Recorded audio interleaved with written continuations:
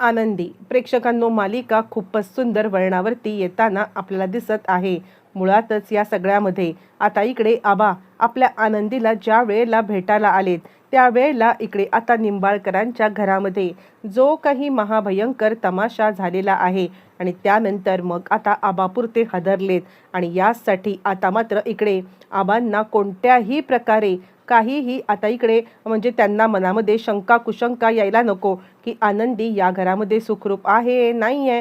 आणि याच कारणासाठी मात्र आता इकडे खूप मोठा निर्णय घेत इकडे आता युगंधरने आनंदीला या घरातील सगळ्यात महत्त्वाचं स्थान अर्पण केलेलं आहे. प्रेक्षकांनो, आत्तापर्यंत तो शिल्पाला सांगत आहे की ताई, सगळे अधिकार तुझे आहेत, ती इथे फक्त बायकोच्या नात्याने माझ्या राहील असं सांगणारा मात्र आता युगंधर खूपच मोठा निर्णय घेतो. आणि या निर्णयामुळे आता मात्र आबांना एक प्रकारे युगंधरचा इतका अभिमान वाटतो की काहीही झालं तरी माझी मुलगी आता सुखातच राहणार आहे हे सत्य आता इकडे आबांच्या समोर आलेलं आहे. नक्की काय झालंय, कसं घडलंय, सगळं सविस्तरपणे पाहूया. छोटासा व्हिडिओ इकडे युगंधरने आता सगळ्यांना सांगितलेलं आहे की मुळातच विद्याधरने काय केलंय, कशा पद्धतीने तो आता जेलमध्ये गेलाय आणि आनंदीची अब्रू खराब केल्यासाठी त्याला जेलमध्ये पाठवण्यात आलंय हे सुद्धा त्यांनी आता सांगितलेलं आहे. बरं, हे सांगितल्यावरती मग आता इकडे लगेचच त्याची आई त्याला सांगायला लागते, म्हणजे आता हेच फक्त कारण होतं की तू आनंदीसोबत लग्न केलेस का? दुसरं तुला कोणताही पर्याय नव्हता का की तू आता त्या आनंदीला या घरची सून बनवून आणलंस? आणि त्यावरती आता इकडे विद्याधरची बायको रडून रडून तिचे आता एकदम हाल विचित्र झालेले आहेत. आणि आता इकडे ती सांगत आहे की भाऊजी, काहीही झालं तरी सुद्धा तुम्ही आता यांना घरी घेऊन या. आणि त्यावरती मग आता तो सांगायला लागतोय, नाही, ज्या माणसाने ही काळी कृत्य केलेली आहेत ना त्याला या घरामध्ये बिलकुल स्थान नाही आहे. आणि एक गोष्ट लक्षात ठेव, काहीही झालं तरी तो या घरामध्ये कोणत्याही परिस्थितीमध्ये येणार नाही म्हणजे नाही, असं आता ठामपणे सांगत इकडे तो सांगत असताना बाबा म्हणतात, अरे पण आत्ता किती दिवस जेलमध्ये राहणार? यावरती युगंधर म्हणतो, कायमचा. त्याला आता मी कोणत्याही परिस्थितीमध्ये बाहेर येऊ देणार नाहीये. आई म्हणते, अरे असं काय करतोयस? आणि ते त्याचं जाऊ दे, मला त्याचं काही वाटतच नाहीये, पण मुळात तुझं आयुष्य बर्बाद झाल्याची खंत आता आयुष्यभर मला रागून राहणार आहे. आणि त्यावरती युगंधर सांगायला लागतो, माझं आयुष्य बिलकुल खराब होणार नाहीये. आणि त्यावरती आई सांगते, असं कसं तू म्हणतोयस? म्हणजे आता या मुलीसोबत आणि जिला काही दिसत नाहीये अशा मुलीसोबत लग्न करून तू तुझ्या आयुष्याची का बरं अशी वाट लावून घेतलीस? आणि त्यावरती तो म्हणतो, खबरदार खबरदार, काहीही कुणी बोलू नका. यावरती चिडलेली मात्र आता इकडे सांगायला लागते ती म्हणजे लगेचच शिल्पा, नाहीतर काय, सगळं आयुष्य तुझं आता तू बर्बाद करून घेतलेलं आहेस. मुळातच आता इकडे आपली समिधाची जागा तिला तू दिलीस. यावरती तो म्हणतो, नाही, समिधाची जागा कुणी घेऊ शकत नाहीये. आणि असं म्हणत असताना तो आता आनंदीला सगळ्यांच्या समोर बोलवतो. बरं, तोपर्यंत इकडे आता आबांना काही गोष्टी समजल्यात. आबांना समजलेलं आहे की आनंदीच्या घरामध्ये काहीतरी मोठा आता तमाशा झालाय, म्हणजे विद्याधर जेलमध्ये गेलाय आणि आनंदीला घरच्यांनी एक्सेप्ट नाहीये. आणि तो पीएनना विचारतोय, काय झालंय? म्हणजे आता मालक साहेबांना आनंदीच्या मुळे आता खूप काही भोगावं लागतंय का? मला माहिती आहे, कारण मालक साहेब आता काही बोलणार नाहीयेत आणि मालक साहेब आनंदीला व्यवस्थितच ठेवतील याची मला पुरेपूर खात्री आहे. पण तरी सुद्धा मला असं वाटतंय की मालक साहेबांनी या सगळ्यामध्ये आता स्वतःचा तरी विचार करावा, कारण काहीही झालं ना तरी सुद्धा या सगळ्यामध्ये आता इकडे मालक साहेबांच्या घरचे त्यांना आता काय बोलतील, काय करतील, मला खरंच काही कळत नाही. यावरती मग आता पीए सांगायला लागतो, हे बघा, तुम्ही बिलकुल चिंता करू नका, काहीही होणार नाहीये.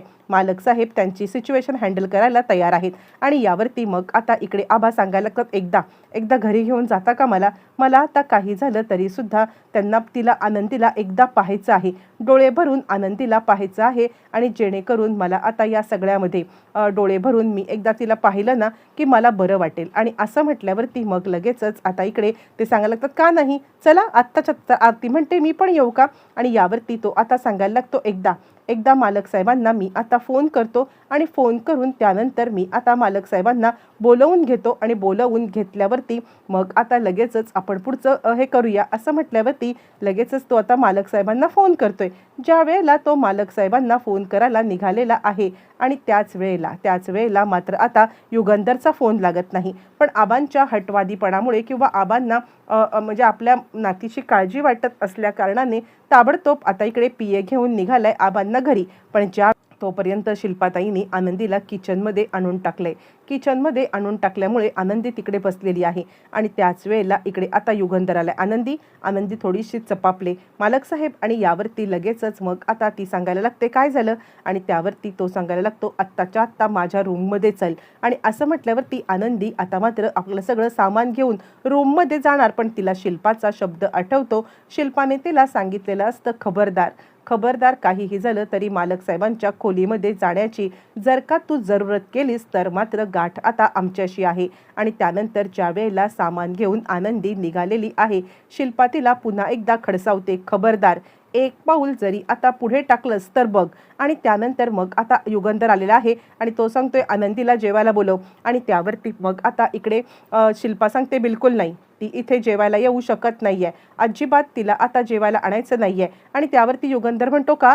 शिल्पा म्हणते तू काय म्हटला होतास, या घरात अजूनही माझाच आता अधिकार चालतील ना? मग यावरती तो म्हणतो हो, तुझे अधिकार चालणं ही वेगळी गोष्ट आहे आणि आनंदीने जेवायला बसणं नाही ही वेगळी गोष्ट आहे. आत्ताच्या आत्ता स्टाफला तो सांगतो आनंदीला डायनिंग टेबलवरती बोल. आणि त्यानंतर युगंधर जेवणावरून उठलाय. जर का आनंदी सगळ्यांच्या सोबत आता जेवायला बसत नसेल, मग मात्र आता मी सुद्धा या टेबलवरती जेवायला आजपासून बसणार नाहीये.